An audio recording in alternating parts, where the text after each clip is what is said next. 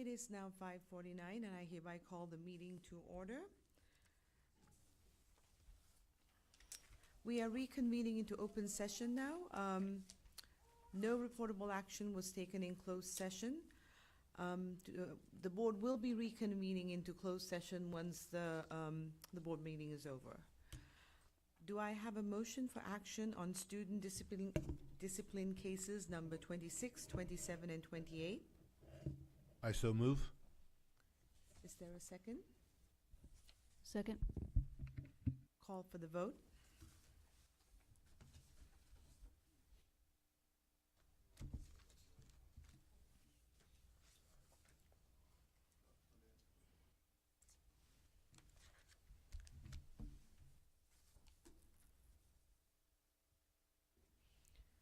Mrs. Rohrbeck, I'm an aye.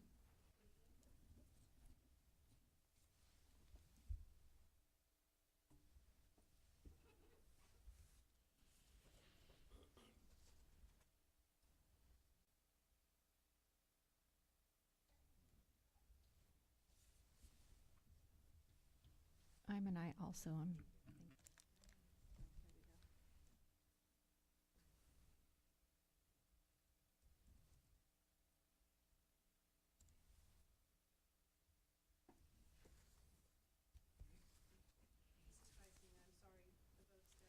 Yes. The motion passes unanimously. Let's stand for the Pledge of Allegiance. Trustee Coleman, would you lead us in the pledge? Ready? Salute. Pledge. I pledge allegiance to the flag of the United States of America and to the republic for which it stands, one nation under God, indivisible, with liberty and justice for all.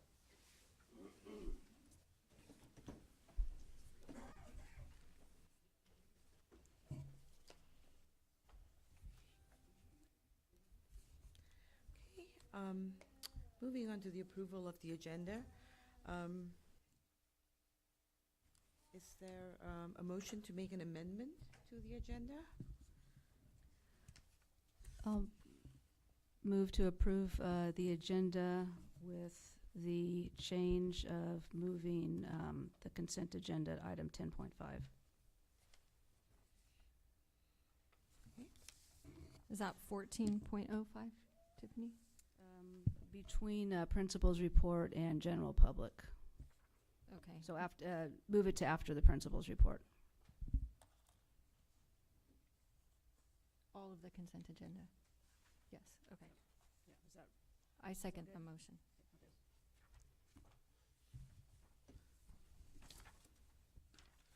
Okay. Is there a second? I second that motion. Call for the vote.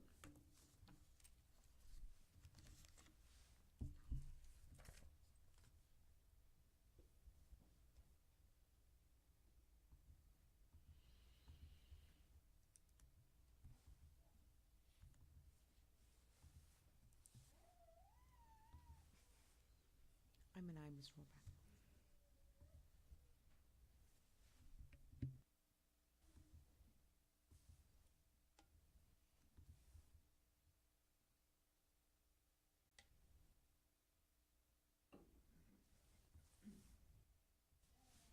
Okay, motion passes unanimously.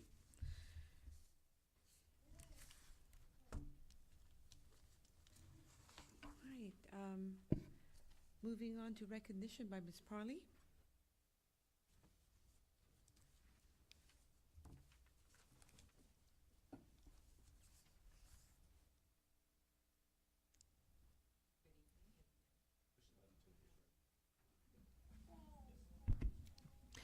Good evening, board members, Superintendent Peterson, cabinet, and guest. I'm Alexi Parley, principal of Atwater High School.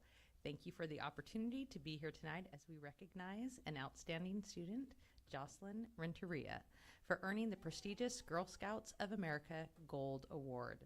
The Gold Award is the highest honor a Girl Scout can achieve, awarded to those who demonstrate extraordinary leadership through impactful, sustainable projects that benefit the local community and beyond. For her project, Jocelyn focused on addressing personal hygiene ensuring that young girls had the knowledge and resources to care for themselves, both physically and mentally. Currently a senior at AHS, Jocelyn maintains an impressive A average. She has served as a camp leader, competed in water polo and swimming, participated in FFA and Key Club, and dedicated countless hours to community service. It is my great honor to introduce Jocelyn tonight as she receives this well-deserved recognition.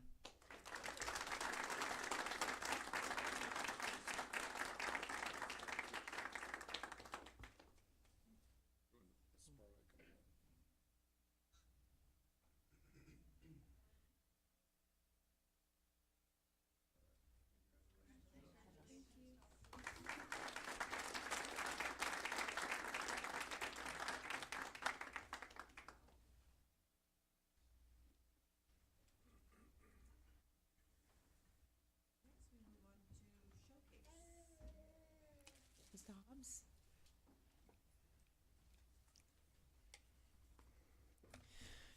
Good evening, board members, Superintendent Peterson, and Cabinet, and Leslie.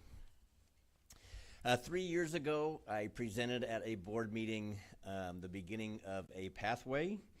We had a partnership with UC Merced Extension with their child development classes, and little did I know what I was in for. Since spring of 2022, we have had 283 students enrolled in the program in both English and Spanish cohorts, with 180 students earning all 12 units. It started as the beginning of an academic pathway.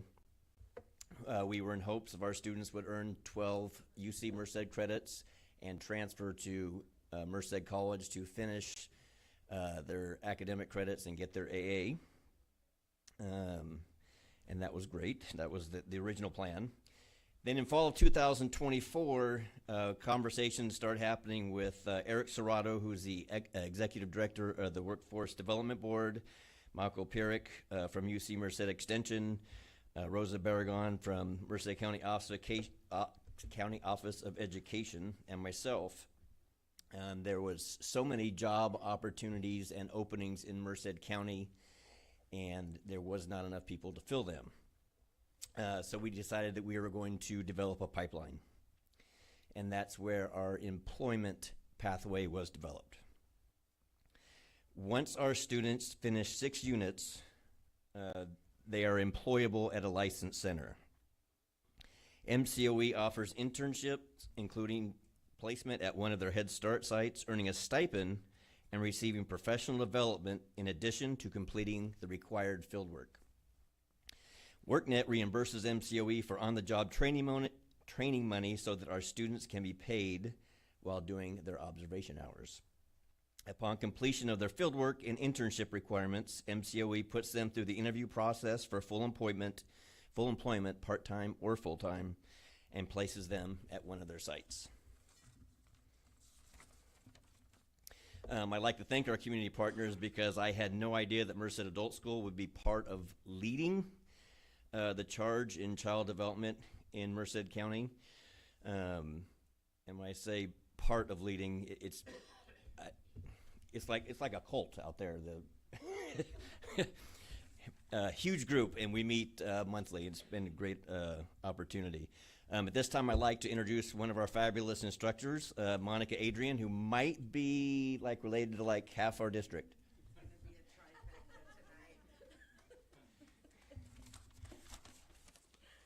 Good evening. Thank you for having me this evening. I've really enjoyed working for the Merced Adult School. It's been exciting, and we really appreciate your support, and we hope that we can continue to teach these classes for a long, long time. They are very enrolled, and what is the waiting list at now? It's never been under 100.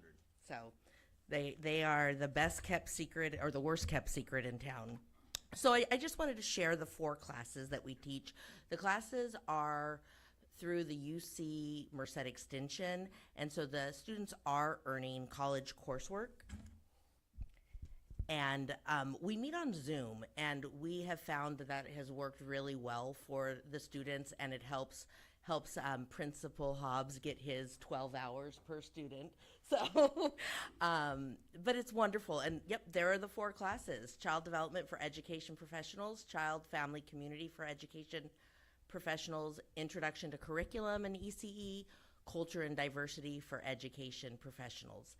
So what I've enjoyed about working with this population is that I get to see the students get excited about their own education. We've had students from a variety of backgrounds, and some of them have gone away from school and never thought that they were going to return to school. And we get them there, we get them excited about school. They're learning a lot about time management, organizational skills, prioritizing. They're learning a lot about technology and how to turn things in Canvas. So they're getting excited about their own education, and then of the education of the children that they are either currently working with or going to work with in the future. But if you haven't taken any child development units yourself, you're also welcome to get on the waiting list, because the courses are relevant and meaningful for anybody who knows a child, and not just for early childhood educators. One of our students is here tonight, a former student. His name is Enrique Altamirano, and we invited him to share a little bit about his experiences taking the class.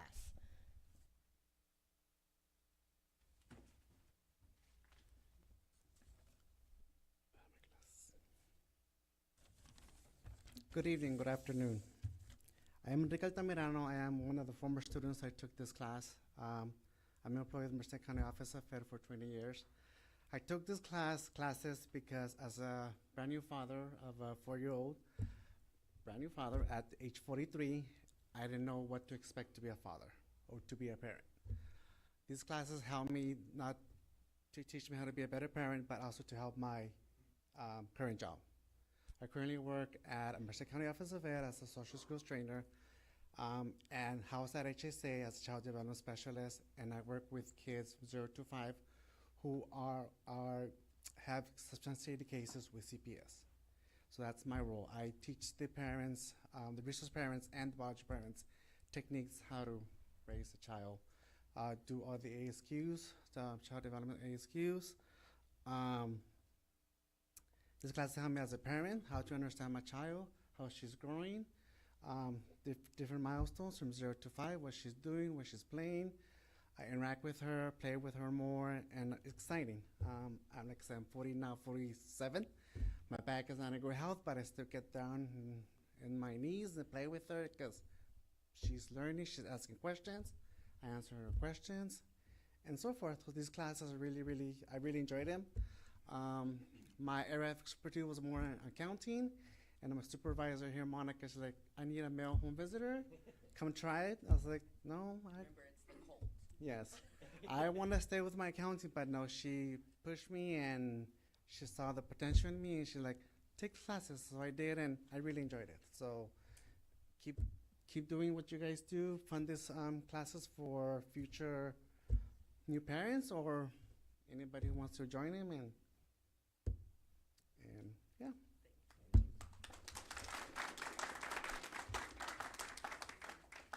Any questions for any of us? We love the collaboration. It's really awesome. You don't see a lot of entities in Merced all come together for a common good. So thank you for joining and leading and being part of that. Well, thank you very much. It's been very enjoyable, actually, collaborating.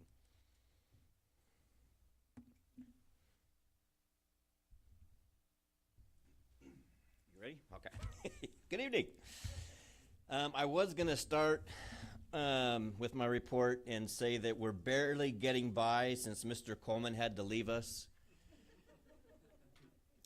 We do miss him, but we're doing great. It's been a busy year at Merced Adult School, and I feel like we're rocking it. We just got through an FPM unscathed, and we are preparing for our WASC mid-cycle review in March. We've had over 1,600 adults register for classes since July 1st, and our ESL classes are overflowing, which has been awesome to see. Our newest pathway that we are venturing into is our ELL healthcare pathway. We received a grant last spring from the state that allows us to fund a CTE teacher and a ESL teacher to teach some of our ASL students how to be how to be a medical administrative assistant front office. And when they're done with us and they test and get their certification, they then transfer to MCOE, where they get medical clinical assistant training and get their certification, and then they're placed on a job site. It's in its infancy stages, and we have our first cohort that's just going through our process to working on passing their tests. So that's been great because it's a huge need in our community, having bilingual healthcare workers. I'm also excited about our partnership with the district. In line with our MUHSD superintendent goals, Mr. Peterson has opened the door for us to grow our own. Thank you, Mr. Peterson. April 7th is the State Adult Ed Week and our Career Week. During that week, we will be training our students on district job descriptions, as well as EdJoin training and how to apply for jobs in our district. I would also like to thank Brett Nicholson for helping us plan this. And you will all receive invitations to attend as well. Lastly, with the collaboration, we are up for another State Promising Practice Award for our community collaboration, and we should know in June if we receive that. So that's what's happening at Merced Adult School. Thank you.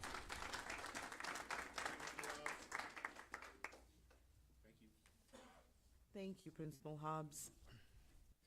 Moving on to the general public comment period.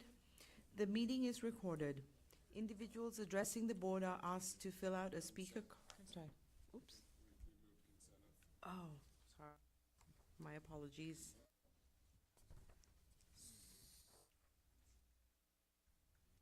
Consent. So we will now go over the consent agenda. Is there a motion to approve the consent agenda? I will make a motion to approve the consent agenda. Okay. Is there a motion? Is there a second? Second. Trustee Pickle, would you like to acknowledge the donations? Yes. Apologies, not having this ready.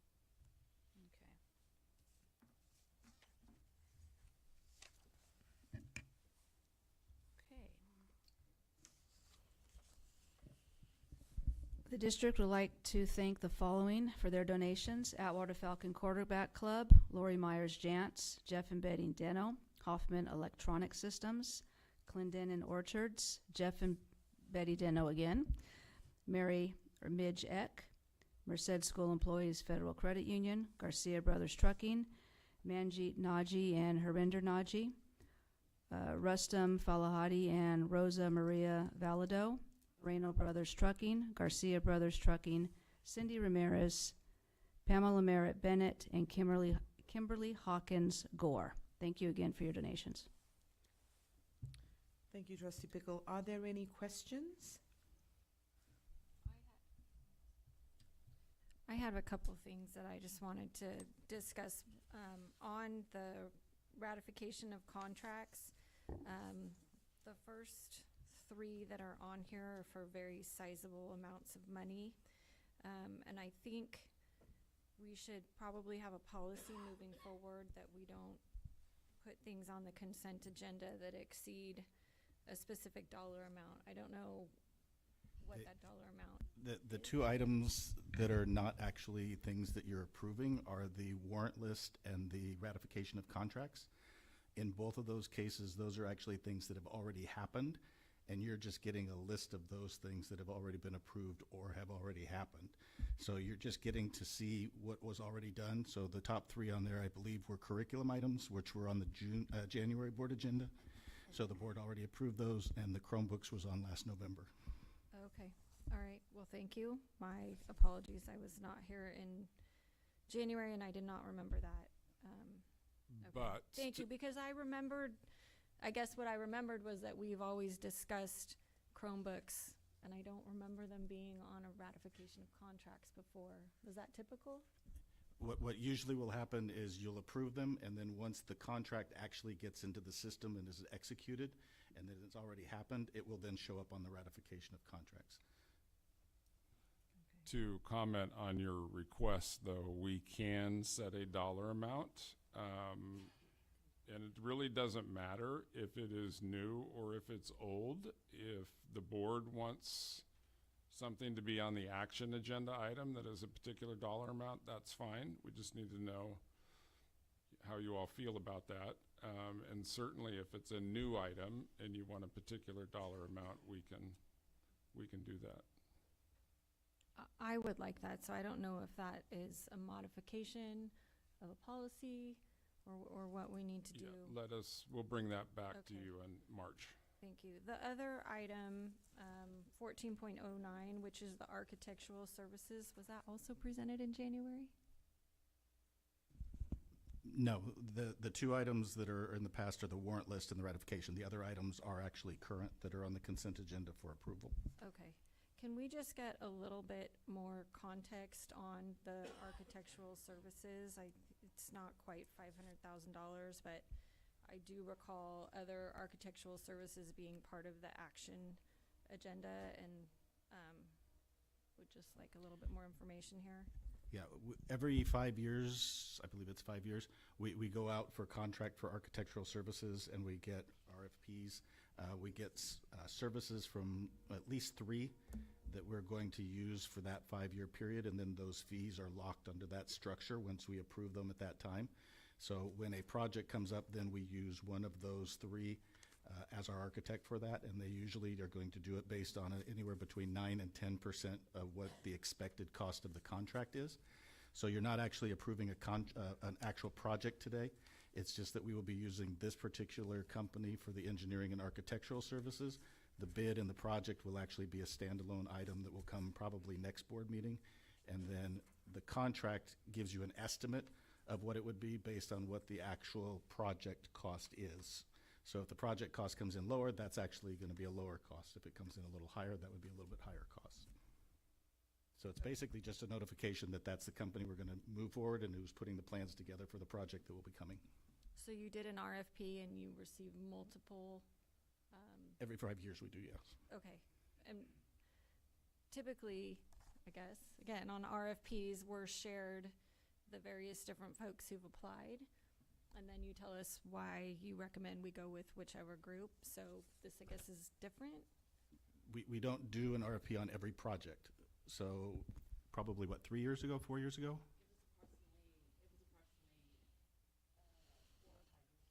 So we might be close to the time where we're going to do it again. So, yeah, once we do that, those rates are locked with those 3 companies. We don't do a new one for every project. Anytime in that 5 years, we just go between those 3 companies. So the 5-year plan that we've got right now and the 3 that we're working with is going to come up here pretty soon, and we'll do it again for the next 5 years. So we don't actually do bids on architectural services for individual projects. We have that once for a 5-year, and then we can pull from those 3 when we do projects. Is this who did the pools? California Design Yes. West? Yeah, okay, that's what I thought. Okay. Okay. Thank you. Any further questions or discussions? Okay, call for the vote.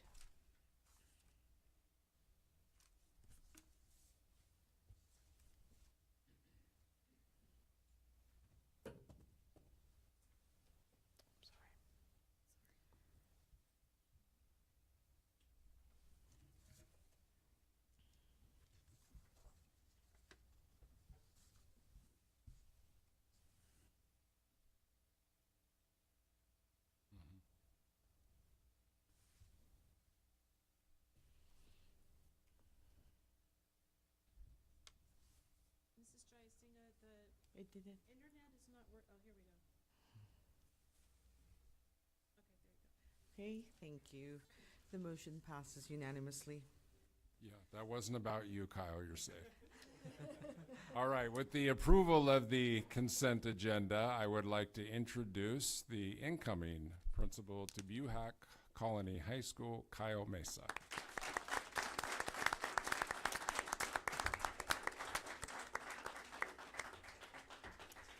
Thank you, guys. Good evening, President Jayasinga, board members, cabinet, Mr. Peterson, Ms. Rohrback. Thank you, guys.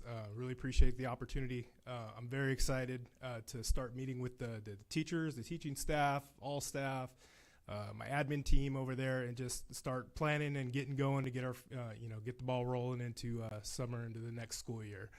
I'd also like to take this opportunity to thank some people. So I do have a lot of mentors in this room tonight, and without all your support and guidance along the way, I don't think I would have made it to this point. So I really appreciate that. My family, they're in the audience as well. My parents especially, taking the kids on the Friday football nights when we have the late duties and just, keeping the household sane, and, my wife especially, my kids for all their support, being my biggest fans out there. So I really appreciate everything and everybody's done. Kyle, go ahead and introduce your family to us. Sure. Okay. I have, sorry if you guys can't hear me if I turn. I have my folks here. I got Greg and Deborah Mesa. I've got my daughter sitting right behind them. That's Brielle. I got my son Jaden and my wife Adalia. And my sister's video choreographing back there, right there sitting at the table. That's Amber. All right, well, congratulations. Awesome. Thank you, guys. Congratulations.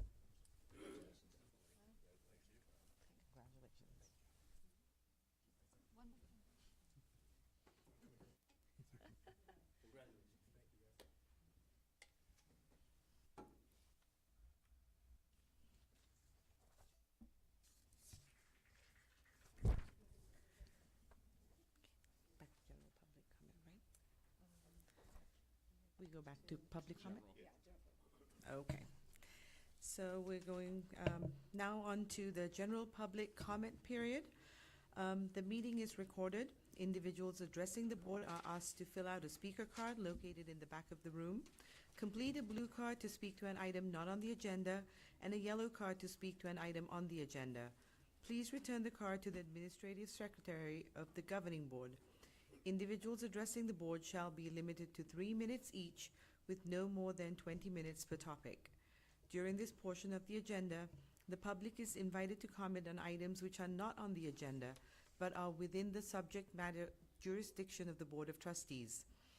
The board will take no action at this time, but may refer the issue for further consideration. Individuals who wish to comment on the agenda items shall be provided an opportunity to comment after the staff report and before the board's consideration of that item. Individuals who cannot wait to address the board when the agenda item is listed may make their comments at this time. I have 2 speaker cards, Ms. Rohrback. Is this all we have? Yes. Okay. So I'd like to call Haley Thornton.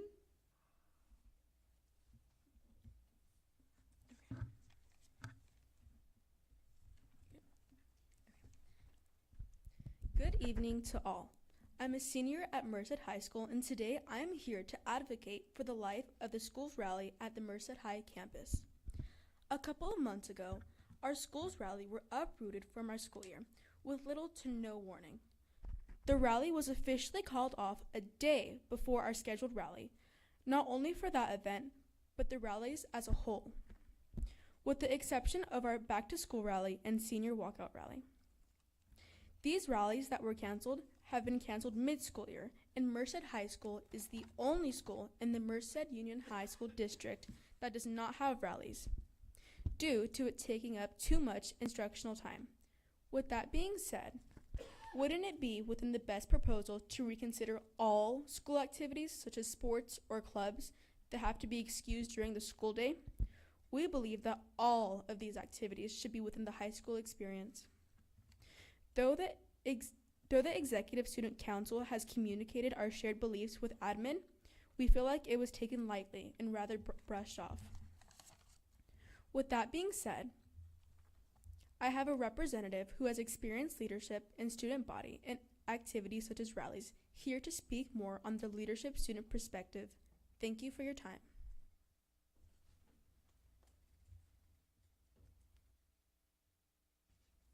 Good evening, everyone. On behalf of the leadership, got it? Go ahead. Yes. On behalf, Alana Mercado. On behalf of the Leadership Student Perspective, I want to bring awareness to the hard work and dedication our class has made to facilitate our rallies. The time that our class spends on planning our rallies not only brings classroom community, but it also allows us to gain skills and tools that can be used after our high school experience. Being in the leadership class all semesters of my high school experience, I've grown the leader within myself, and I've had the opportunity to MC a rally, allowing me to overcome my fear of public speaking. Our rallies are the only activity where our entire student body attends and where our leadership class can get full feedback and interaction with our student body. The lack of our rallies has lowered our school spirit and participation, along with the rewarding experience of being recognized as an athlete and/or club member. Not having the experience to be a spectator at a rally and only being behind the scenes, our rallies were the most engaging and exciting activity that our leadership class looked forward to. I cannot imagine the feelings of our student body that has had the experience of connecting with the school ripped from their hands. I know of students who are unable to attend our events and activities that are outside of school hours. Although our rallies take from our instructional time, it has allowed us to connect and grow as a school and provide a different experience for our students, which betters our lives in the classrooms and gives us memories to look back on. Thank you for allowing me to speak and share, as I want to advocate for our student body and their experiences. We would greatly appreciate the opportunity to discuss further.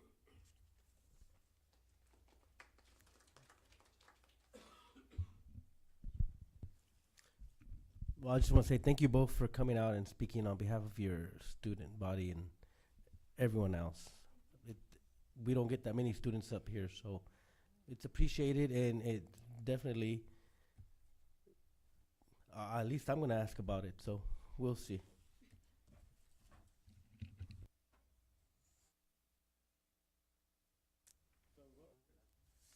Mercado. No.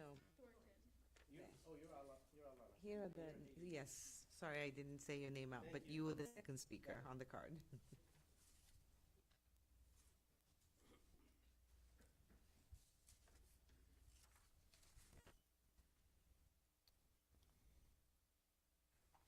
Okay, so moving on to reports and discussions. Do we have a report on the LCAP mid-year update?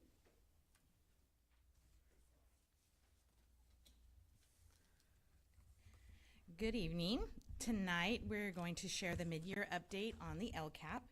I wanted to remind you that we are in a new LCAP cycle that runs from 2024 to 2027. In this cycle, they're now asking that sites who have red indicators on the California dashboard address those in the LCAP. So Mr. Jolly is here tonight to share a principal's perspective and what that looks like in the LCAP. And Jeanette McCauley is here tonight to present on the LCAP, and I wanted to thank Jeanette for all of her work on this and putting together the report tonight. So I'll turn it over to Jeanette.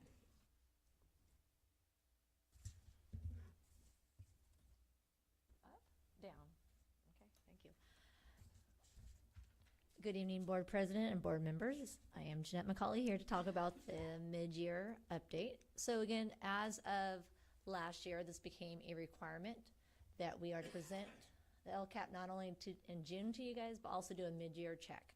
And on this mid-year check, we'll talk about the expenditures, what has with our budget, our actions, and how we have done so far, along with our mid-year outcome data. So let's talk money first. So we start working on our LCAP, which you'll see here at the end, in May, in April, right? And we actually don't get the governor's budget till after June, after you guys approve it. And so there are estimates when I present it to you guys and get it board approved. And so when I got it board approved, it was at 42 million, 717, and goes on. And then when Dr. Weimer did his first interim, it did go up to 43,243,594. And so that's just the update that we give. And then at this time when we ran the report, probably beginning of January, we had expended over 10 million, encumbered up to 17 million, so those kind of our salaries that we already have encumbered. I'm talking to Dr. Weimer right before this, that most of it has, I don't want to say most, I don't want to use the word most, but we have put in several requisitions and POs to help that number increase. So again, that's just kind of the mid-year check. And again, when I speak in June, we'll kind of break it down by action and goal where we are. All right. So again, we have our 4 goals. And as Mrs. Ballinger said, we adopted 4 new goals on our 3-year cycle. Our 3-year cycle is 2024 to 2027. Then we have our annual update. So we're kind of looking at this plan as just 2024. The goals will stay all 3 years, but some of our actions or our metrics may be modified as we go through these 3 years based on data, based on what's happening in the world and in our district, of course. And we say that because of COVID, and that kind of changed a lot. And so our first one is college and career readiness. One, I think one of my fun ones, because it really encompasses every day what our students are doing. Even as we had the young ladies talk here and advocating for just getting involved and how important things are at their school and their environment. So again, academic performance, talking about our curriculum, we had that with Stacy last month, and of course our English adoption as we move through it, making sure that we have our benchmarks that are being developed so we have data to have conversations, and making sure we're providing authentic and rigorous learning as we go through. College and career readiness, making sure we're supporting our kids in CT, A through G, work-based learning, and also advanced placement. Now this is just kind of a summary of the goals. There's actually 17 actions, and again, this is a 111-page report that I'm just kind of having a mid-year on, so this kind of all summarized here as we move forward. As we go, this is what Mrs. Ballinger was talking about. So for our 24-27 plan, we had to put all our 2023 California dashboard red indicators or lowest indicators as an action and as a metric. Those will stay all 3 years. So no matter if they're still red this year or if we got any new red ones, these are the ones that will stay in the plan all 3 years.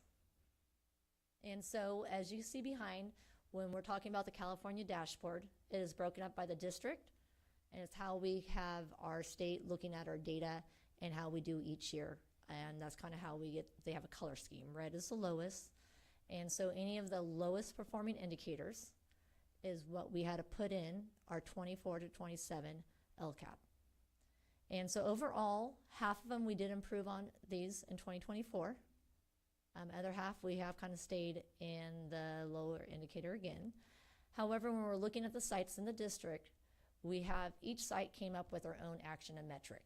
So their admin teams worked together last year, as we worked also with MCOE, to really look at something they could truly do as a goal at their site and to make sure they can monitor it. And so that's why I have Mr. Jolly here to kind of give a little background of what he's doing at Livingston to help support their lowest performing actions.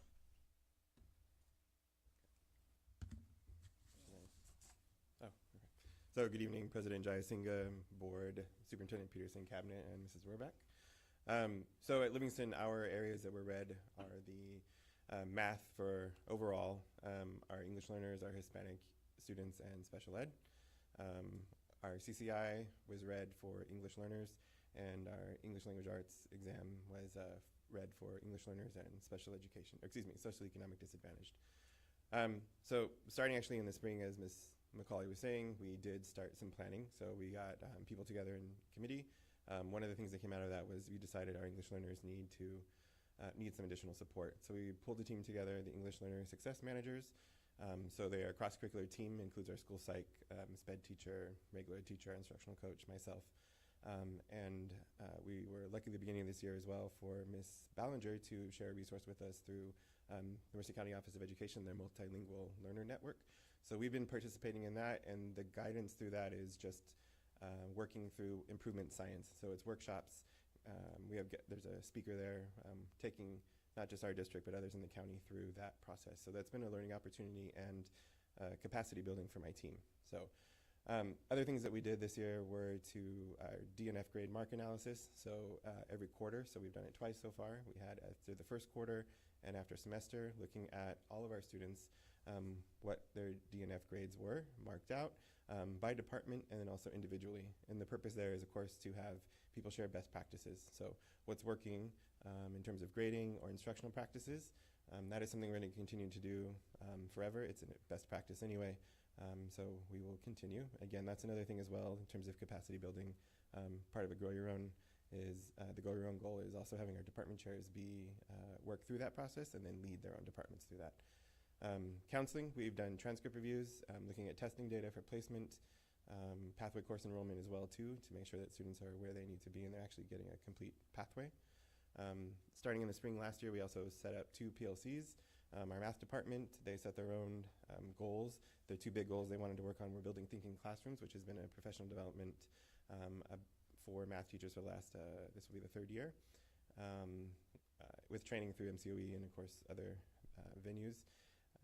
And then they also set up for common assessments and analysis of student work. So that's their main goals this year. We at Livingston have a signature assignment reflection day. All teachers every quarter as a minimum have a signature assignment they give, which is aligned to the 4 C's, which is part of our maxims and what we want for students when they leave us.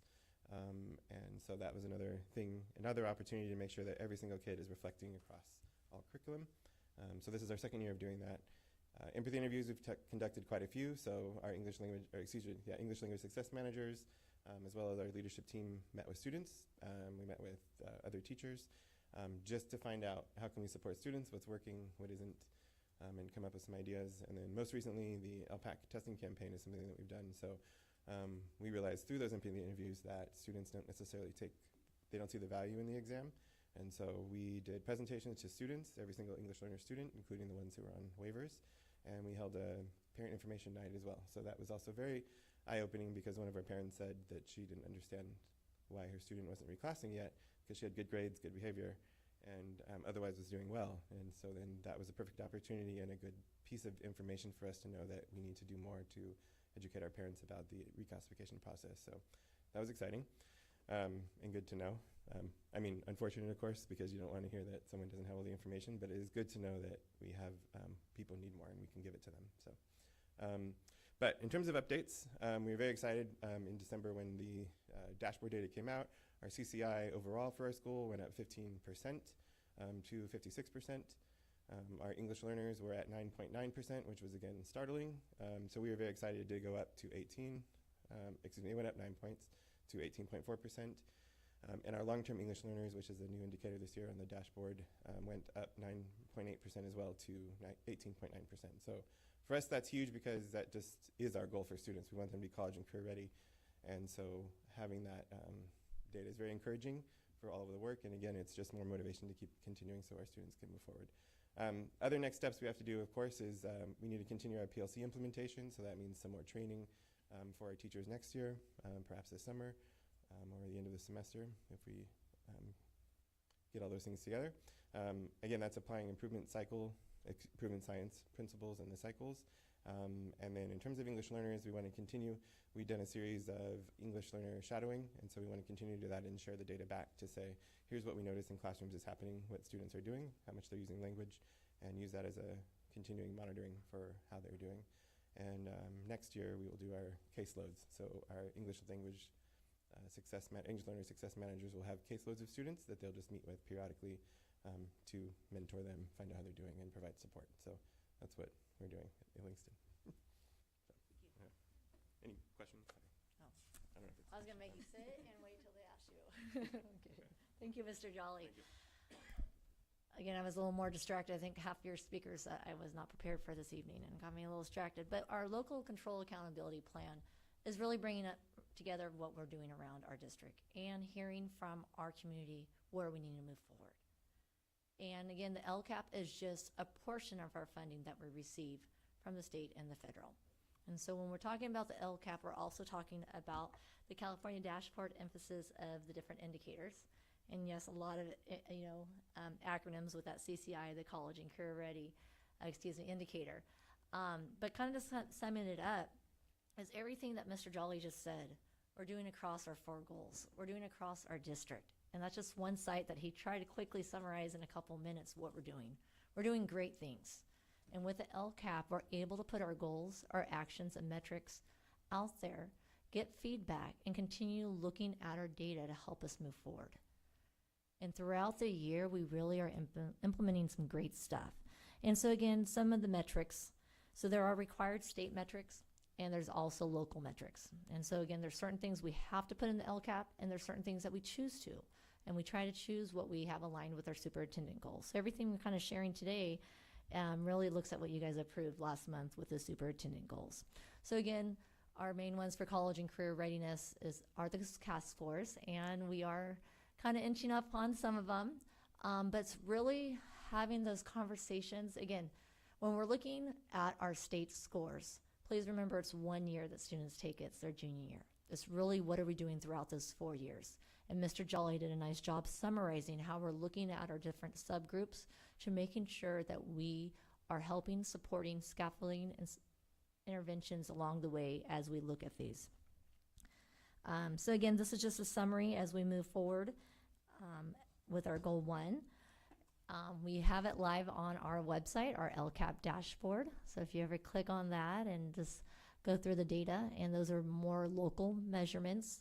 And again, when I'm pulling data for when we submit our LCAP to you guys in the board, to the county for state approval, you know, we're then looking at state measurements as the California dashboard, Data Quest, and then again, we look at local measurements when we pull up, I use this dashboard and also our ARIES queries. Goal number 2 is school climate and culture. And again, just kind of summarizing that we're providing a safe environment for our students. We have that social emotional learning aspect as we are preparing our students every day in the classroom to come to school, be supported in the school, get involved in school. And then again, our families. Without our families and community, it takes, again, the villager to help raise our students and our children, excuse me. So again, goal 2 is just kind of hitting on making sure we have that safe environment and we're have students feeling engaged as we go through those actions. Again, our metrics for goal 2, we'll be looking at our facility inspection tool. Those are done by the custodians. Our attendance, and attendance again has a big impact on funding. And so we, post-COVID, keep improving on that. Suspension expulsions, the word here is decreasing, which is a good thing.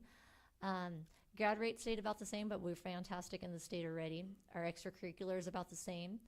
And then our parent involvement. And again, that's one of our SOUP goals, is that communication and having that tree where parents know who to reach out to, because sometimes that is the difficult part when they have questions, who to contact.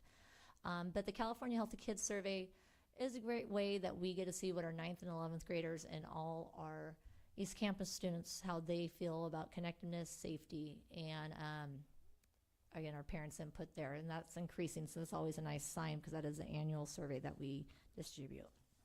Goal 3 is our equitable access. Again, we are a secondary district, so our kids come to us from our feeder schools.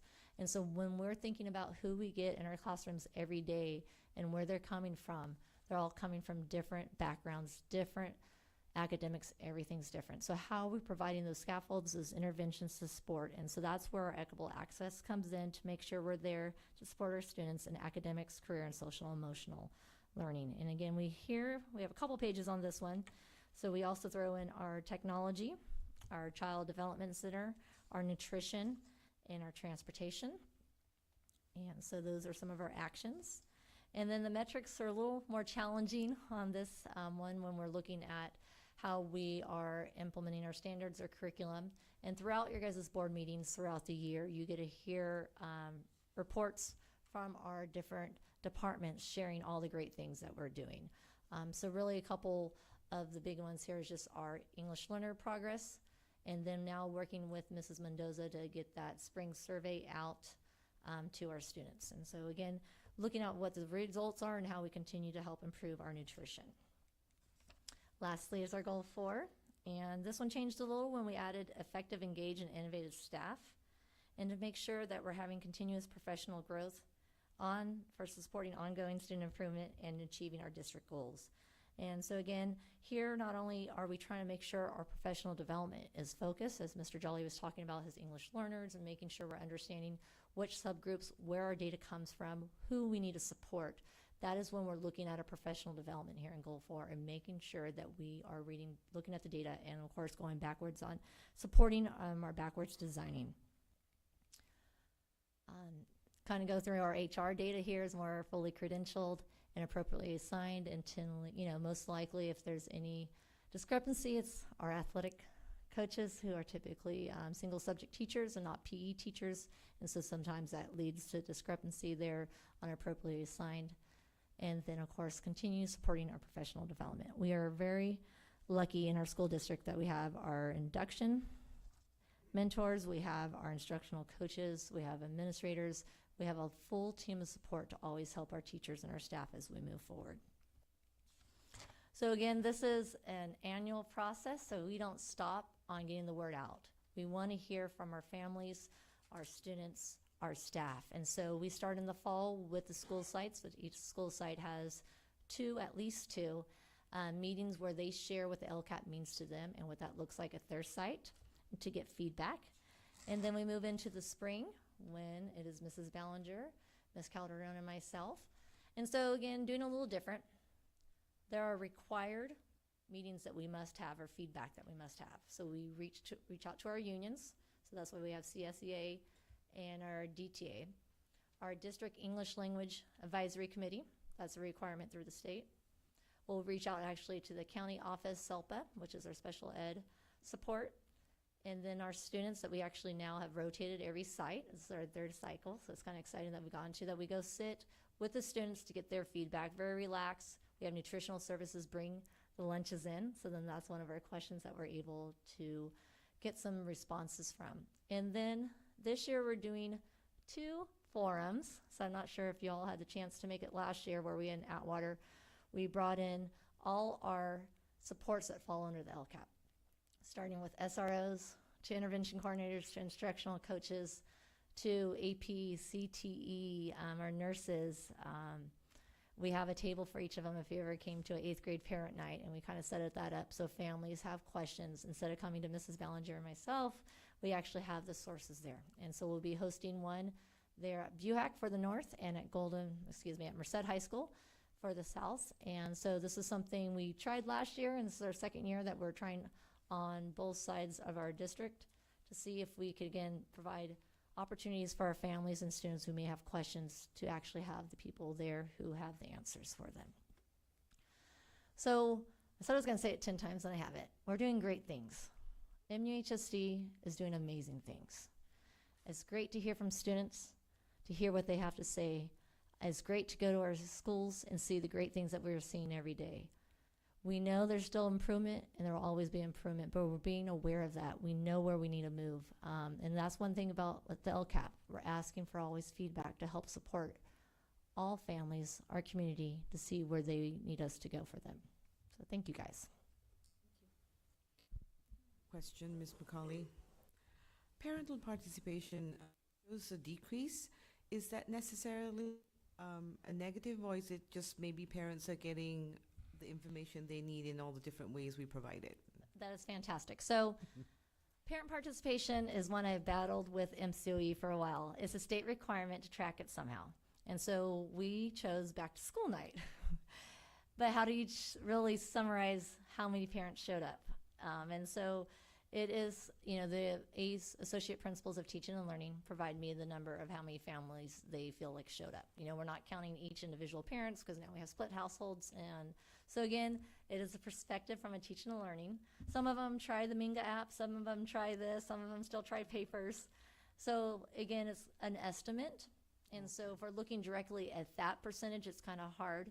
This year with the California Healthy Kids Survey, we had a new change in our office and our ed services, and I have a feeling that that dip occurred possibly at just the release of information. So that just helps us next year make sure we work with our office who help administer the California Healthy Kids Survey, that we work with our teaching and learning to make sure our numbers continue to go up and not down. Because this is the first time they've dipped in the last couple of years for the California Healthy Kids Survey. Thank you. No, thank you. Hi, Mrs. McCauley. And it might be a question also for Mr. Jolly, but your LPAC, you had mentioned something about the parents responding. It might not have fully understood the whole process, and I'm just kind of curious because we're not the only district. I know our feeder districts are probably out there, and we get their students coming in. Probably the parents having the same questions, and so I'm just kind of curious, are you having another one of those nights, and Will Mrs. McCauley bring us data that shows that, I guess? Yes, the plan definitely is, if not at the end of this year, then the first thing, part of the beginning of the year, will be introducing. That's also when we typically do our reclassifications for our students coming in from our feeder school. So, yeah, definitely.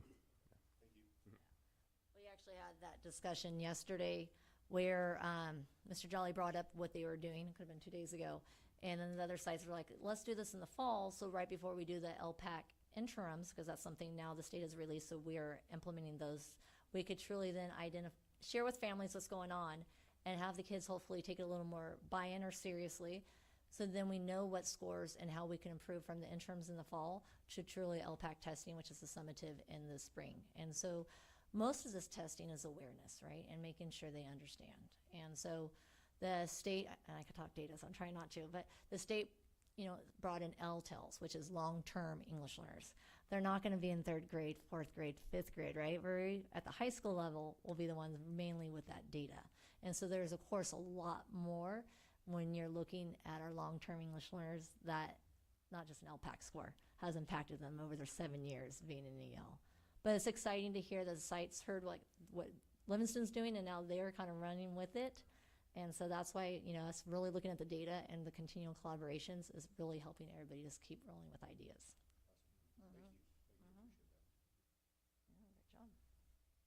I should just say Miss Dola did a really good job. She's leading that, so she gets props. I just know that Janetta and I had that conversation for many years at Merced High about what's going on and what are we missing. Thank you. Thank you, guys. Thank you.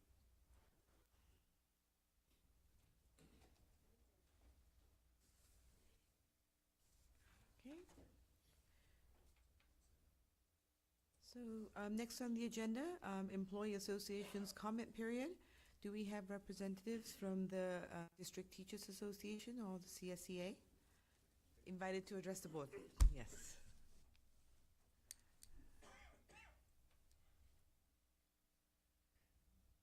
Did the contract officially get approved by, I should say this until after that. You know what, I'm gonna take it on faith. Merced Union High School District Board of Trustees, new president, Amalie Jayasinha. Cabinet members, Superintendent Alan Peterson.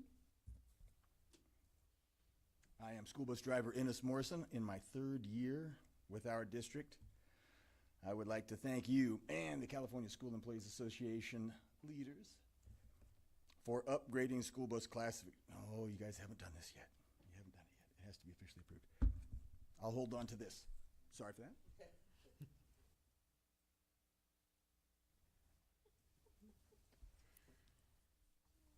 Do I move on to the action?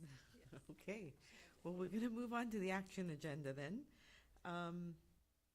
Brett Nicholson, we have 1501. Good evening, everybody.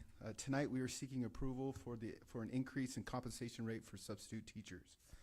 So beginning March 1, 2025, the district proposes to increase the compensation rate to $30 per period for substitute teachers. We are currently compensating substitute teachers at $24 a period. So at 5 periods a day, we typically average 5 to 6 periods a day for a substitute. So that would be $120 to $144 a day. So with the increase, we would increase to about $150 to $180 per day, which would make us very competitive with other districts around the county. We average about 85 substitute full jobs a day. And so with the approval of the new rate, we also propose to end the bonus structure that we currently have in place. Anybody making progress toward that bonus structure, we would permit them to complete. We're also proposing increasing the long-term rate and the TPSL rate. And so the TPSL is a substitute credential that allows somebody to be in a classroom longer than 30 days for anyone on an extended leave.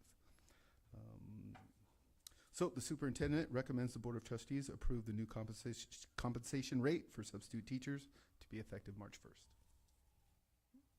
Is there a motion to approve? So moved. Is there a second? Second. Are there any questions? So we're not going to have the stipend, the extra stipend following this raise? No, yeah, we're proposing to end that bonus structure. Thank you. And that would begin, March like, 1st. but I mean, people who are currently moving. So people who are currently on a streak, Right. or a consecutive day streak, will allow them to complete that, earn the bonus structure, but anybody beginning after March 1st After would end. Okay, call for the vote.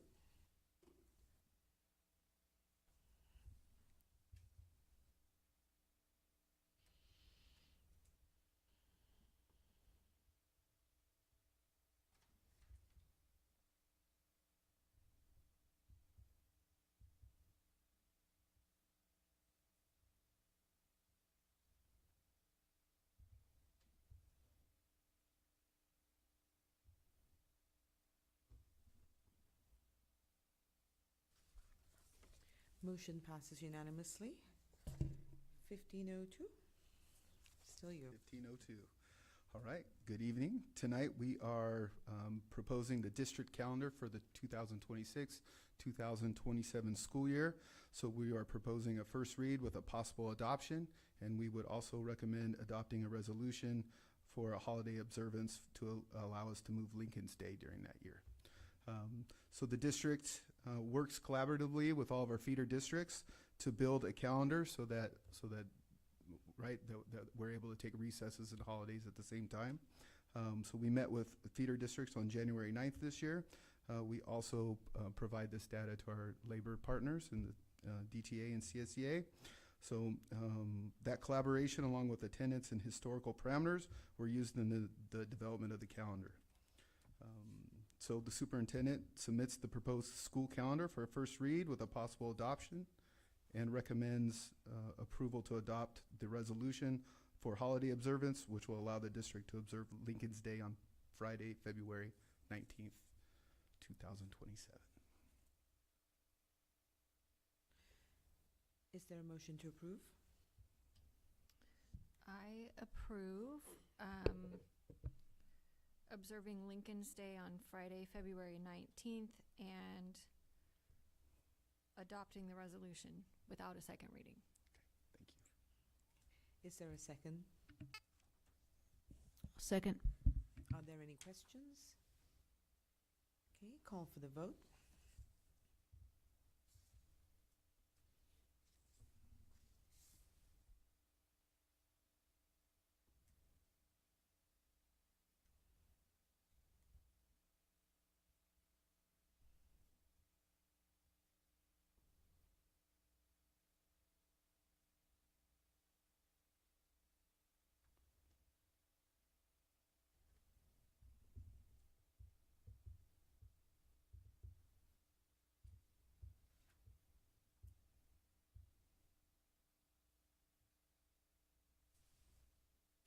Motion passes unanimously.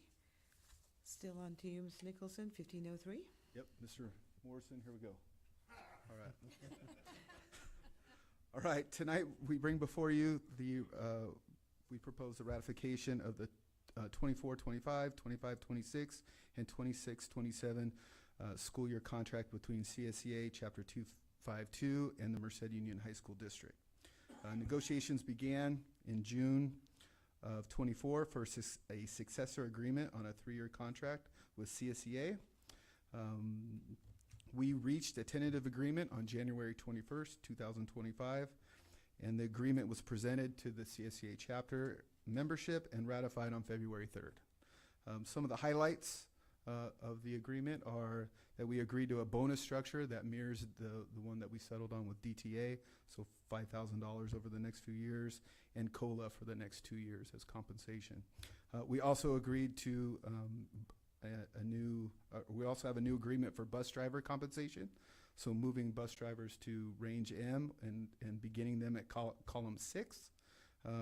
If you were already on column 6, there's also a provision in there to bump 2 steps. And if you were at 11 or higher on those, you were also provided a bonus if you were a bus driver. And that will take effect after our approval. There was a long list of other language items there that we also worked through and got the deal done. So the superintendent recommends the Board of Trustees ratify the CBA between the CSEA Chapter 252 and the district.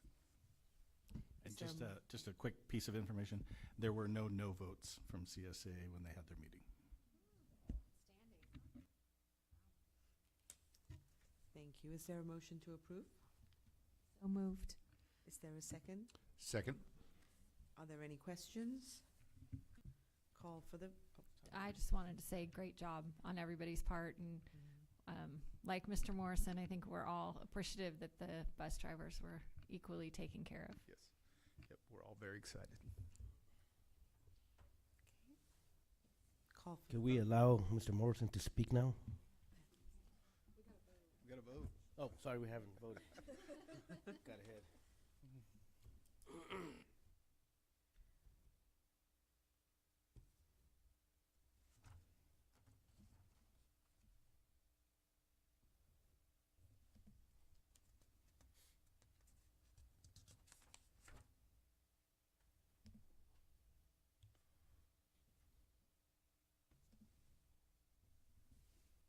Okay, motion passes unanimously. Moving I've got one more, and then Mr. Morrison. Does that work? Okay. 1504, yes. Yep, 1504. So I am here tonight to seek approval for the supplementary salary schedule for the 24-25 school year. So because we just approved the CSEA contract and the substitute rate, there are new rates that will reflect on our supplementary salary schedule.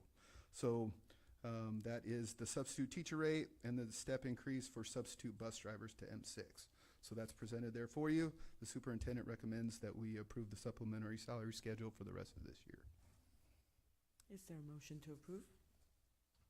I'll make the motion to approve. And second. Any questions? Okay, call for the vote.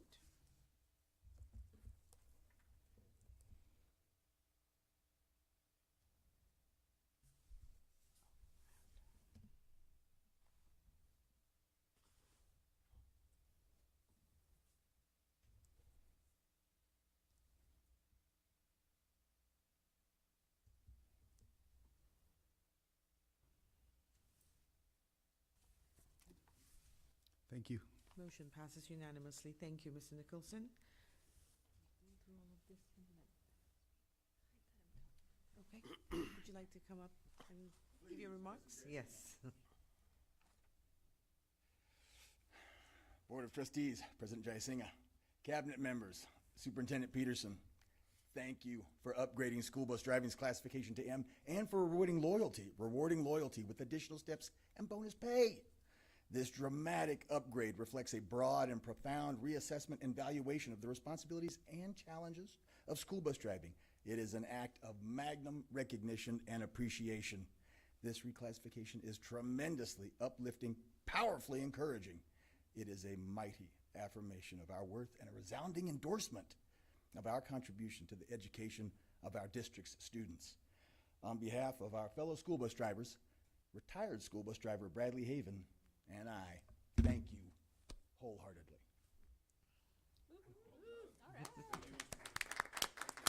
Thank you. It's really nice to be appreciated every once in a while. Thank you for the uplifting words. Thank you for your enthusiasm. And where's Mr. Brad Haven? I think he and his wife are at bowling night. Okay. Well, thank him for coming to so many meetings and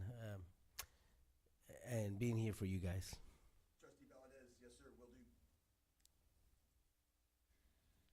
do. Okay, moving on to 1505.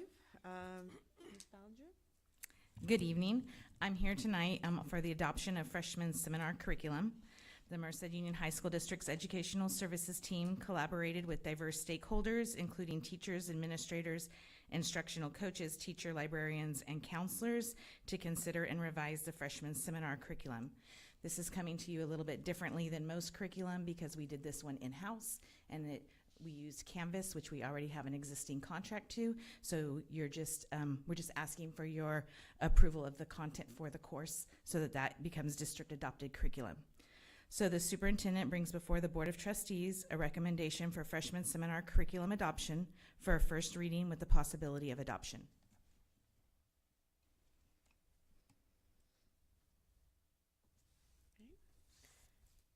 Is there a motion to approve?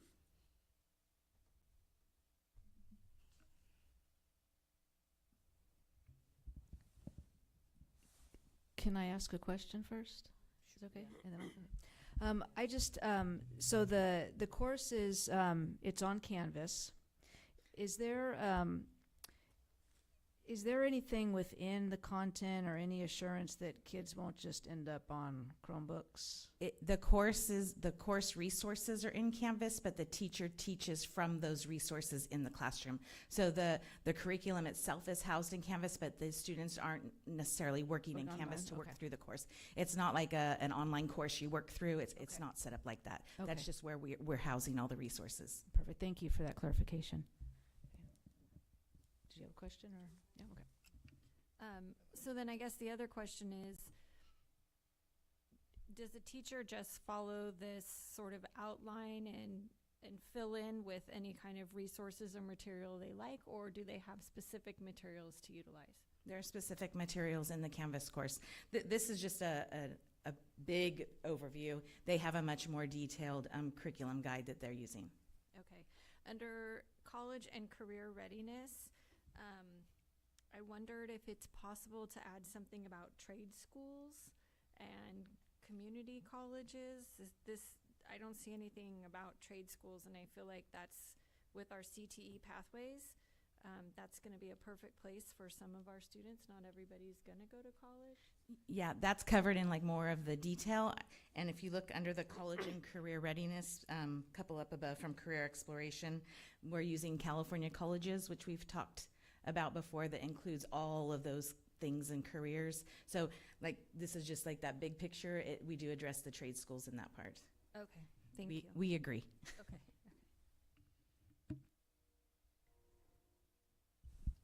Just one more comment. I appreciate the work everyone put into this. I like the relevance of the content. I think it's revised and applicable. And that's the great thing about doing it the way we did it. We own all the content. It's all in Canvas, so we can update it anytime we want. And then the things that link out are updated automatically. So by setting it up this way for this course, that was a very smart way to do it. One other thing, Mrs. Ballinger, I know you had groups of teachers involved in this. Have all freshman seminar teachers now seen this proposal? That all of them taught it in the fall. So they not all maybe didn't make it through everything this first time around, so that they're making the adjustments, and they met again in December, late December, to kind of talk about that and how to make those adjustments. Okay. So are those adjustments included in this? The adjustments were more in their timing. Oh, okay. Yeah. All right. Thank you. Is there a motion to approve? So moved. Is there a second? Second. Any additional questions? Did we want to require a second reading or no? My apologies.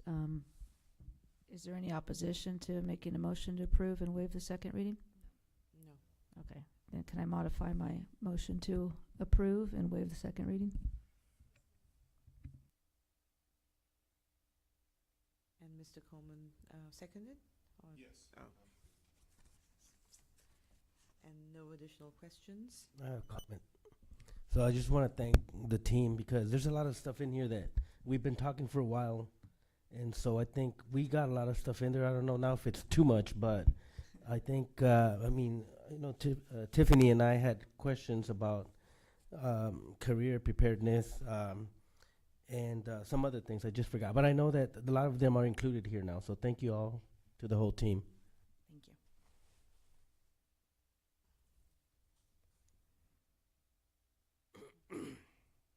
All right, call for the vote.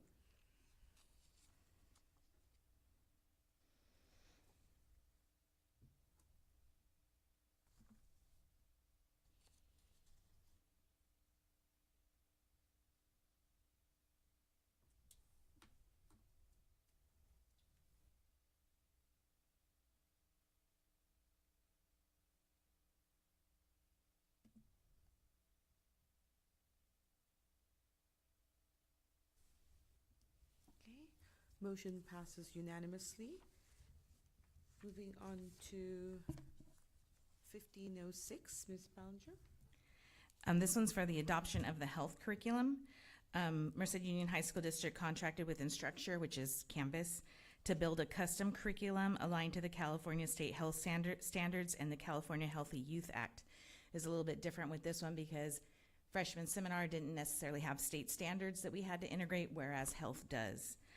This curriculum was developed by 2 content writers at Instructure and an instructional designer. The program administrator and 2 health teachers voluntarily participated in a feedback revision cycle for each module. The program administrator, Erica Carty, met with the Canvas instructional designer biweekly to ensure the curriculum was developed according to MUHSD specifications and according to contractual timelines. The project was completed in January 2025. So this one was kind of done a hybrid between in-house and with Canvas. But the teachers also had opportunities to review it. And they're teaching it now. The superintendent brings before the Board of Trustees a recommendation for health curriculum adoption for a first reading with the possibility of adoption.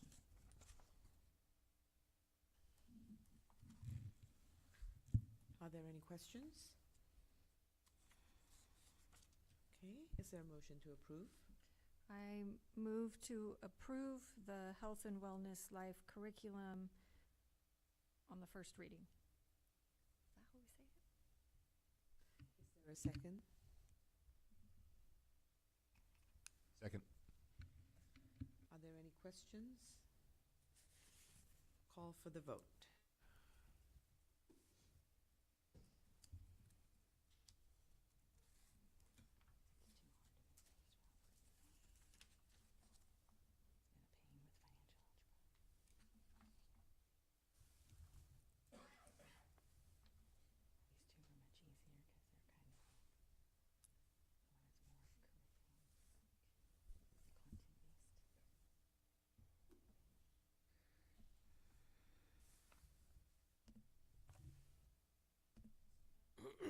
Yes.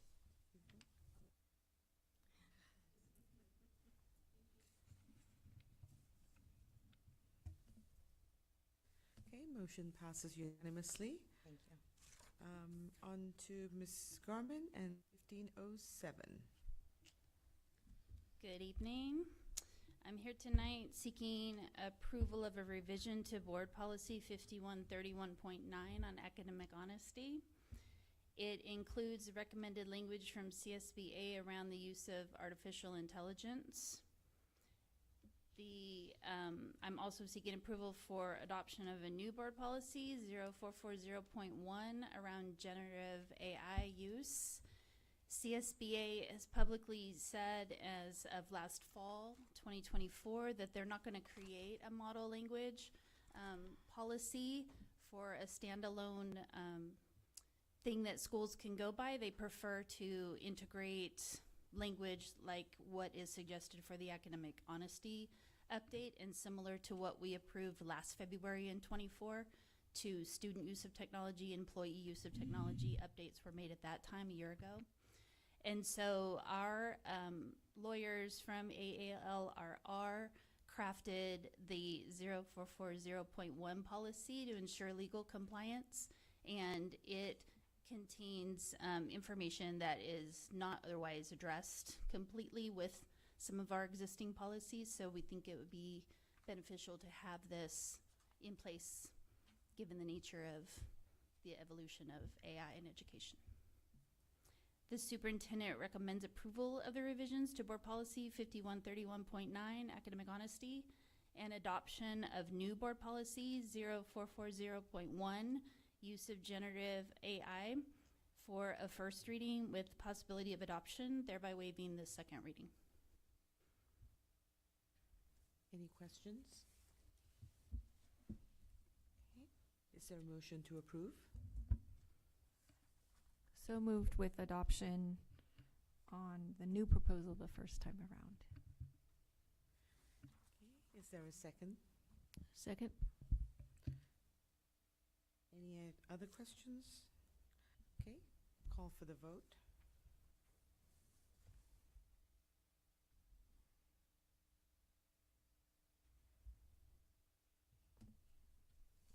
just wanted to say I like the way it's written. It seems very fair and encourages use of AI in the right way, not just you can't use AI. So thank you.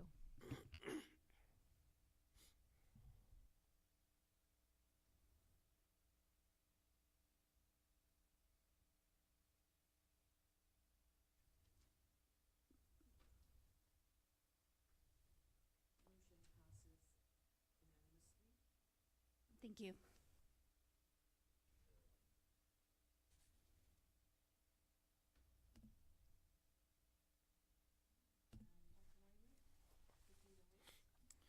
In March 2024, the Merced Union High School District entered into an agreement to partner in a project to construct an electronic billboard.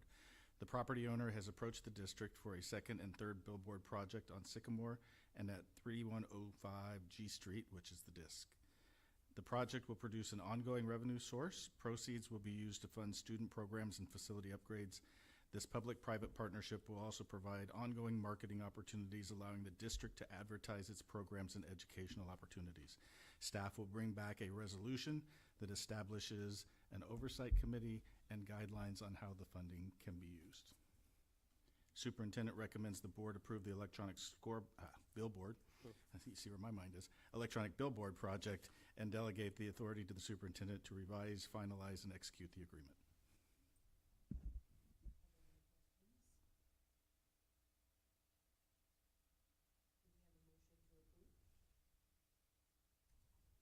I so move.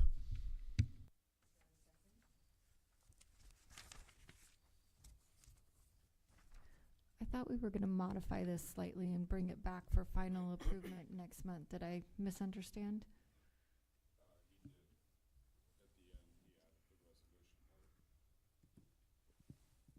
Well, there was going to be a little more detail added into the contract itself, right? On the, as far as the expenditure of the funding? Yes. That the contract is actually with the other person who's doing the billboard. The resolution will be on how we spend the funds. Okay, so that detail will go into the resolution. It'll go into the Yes, okay. resolution. It won't go into the actual contract, yes. Okay, yeah, thank you. Then I'll second. Thank you. All right, call for the vote.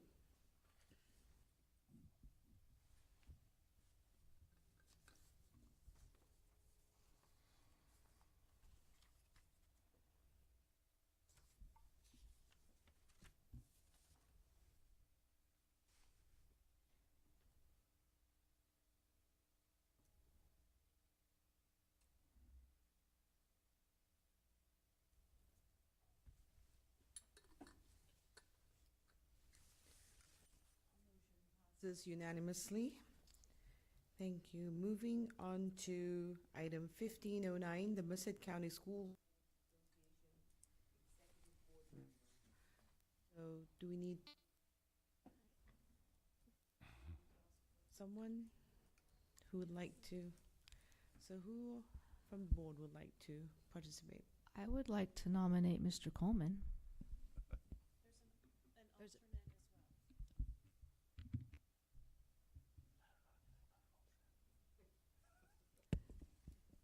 But you'd be the prime winner for the prime, yes. The alternate too. I could be the alternate too. I won't miss anything. I would gladly accept. So we have a primary and an alternate, or just, We get a 2-for-1. you're both? Well, thank you very much. You'll do great. Do we need to vote on that? Oh, we need to vote on it. Any questions? All right, call for the vote. I need a motion and it's okay. Tiffany, I think, made a motion. Yes. Yeah, I'll second it. Thank you. Call for the vote.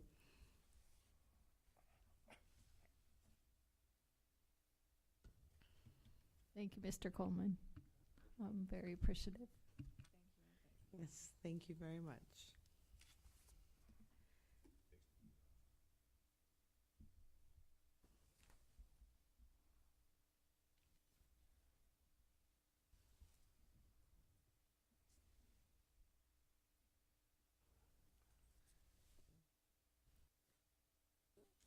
Okay, motion passes unanimously. Thank you again, Mr. Coleman. So 15.10,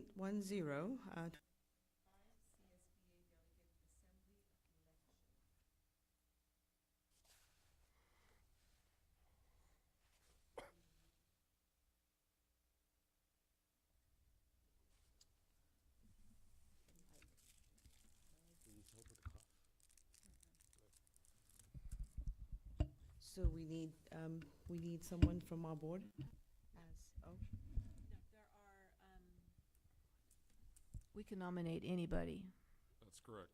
You can write anyone in okay. as a candidate and cast our vote for them. For that person. But there is one person who applied from Delhi. And then I also emailed you with someone who wanted to be considered as a write-in candidate. Mm-hmm. Yes. Yep, I remember. Right, so Mary Worthington is who's on the actual application, and then was it Kelly Thomas? Kelly Thomas, yes. Worthington, I was on the board we just appointed Kirk to with Kelly, and she did a good job. I don't know the other gal. You might want to consider Kelly then. So do I move, can I do that? I move to elect Kelly Thomas as the representative nominee from our district? For our region. That's a write-in, right? Yes.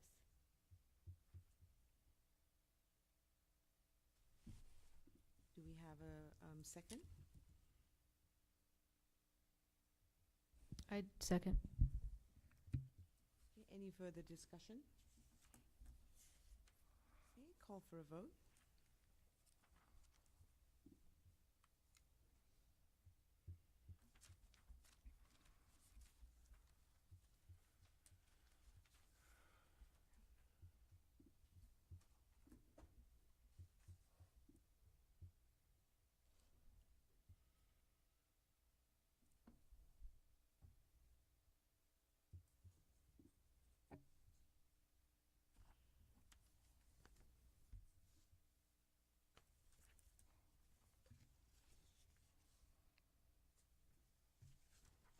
Okay, motion passes unanimously. Thank you, everyone.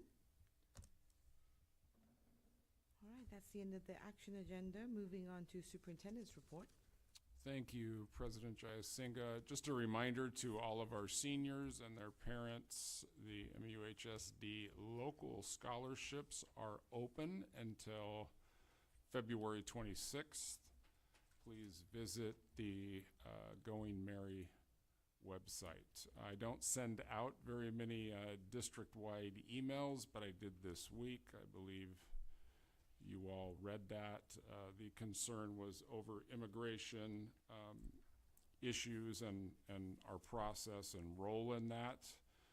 So I tried to bring some clarity and calm to that issue, along with all that is happening in the federal government, various rumors about the Department of Education, and how that may or may not affect us.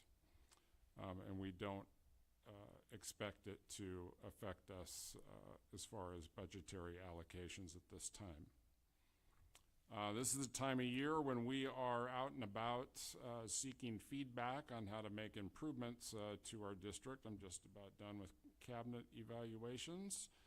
Sites are seeking feedback from their stakeholders. You heard about the LCAP process that will shift into high gear. And you, as a board, I think, will evaluate yourselves next month.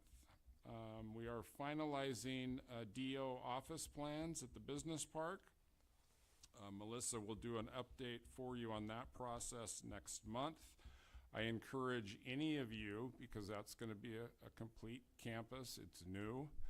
Our office will be over there, and I know some of you may want to look at the design or have some input there. I encourage you to make an appointment with Melissa if you would like to get kind of a detailed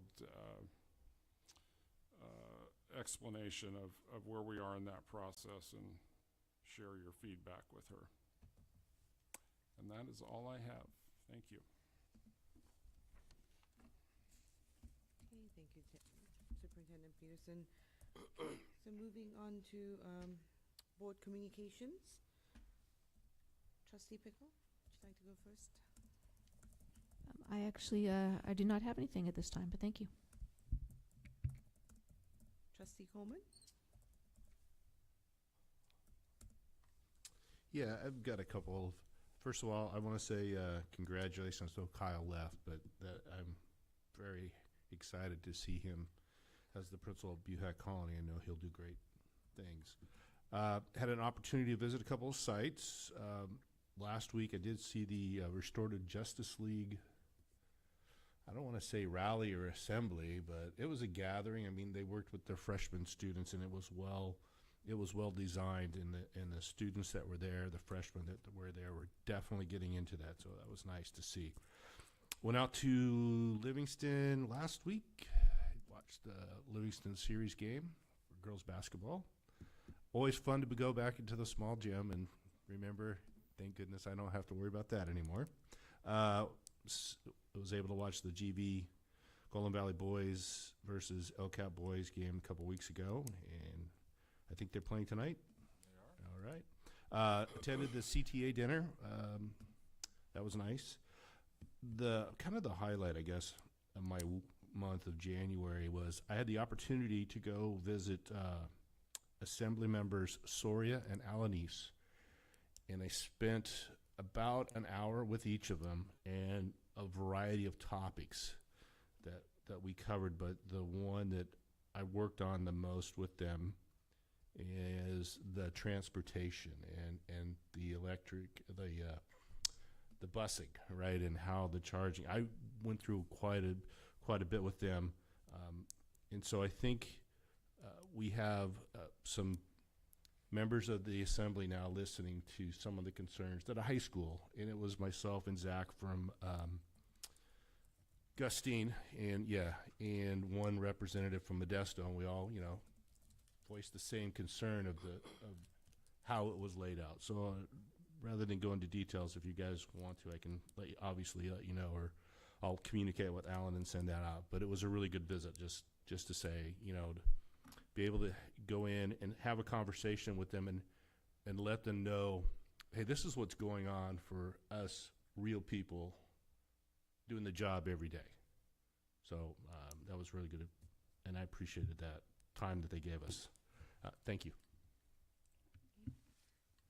Thank you, Trustee Coleman. Trustee Ham? Thank you, President Jayasinga, for running the meeting, and I'm sorry I threw a few monkeys in the wrench there.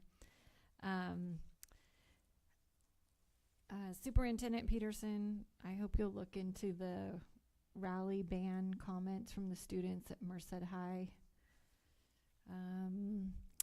Also, Amali and I will have an East Merced committee meeting on March 6th, and it might be good to have added to the March 12 agenda just some information about that committee and the funds that are available and how they might be used. In addition to scholarships being open, I believe the FAFSA is due in early March, which is a little bit of a shift.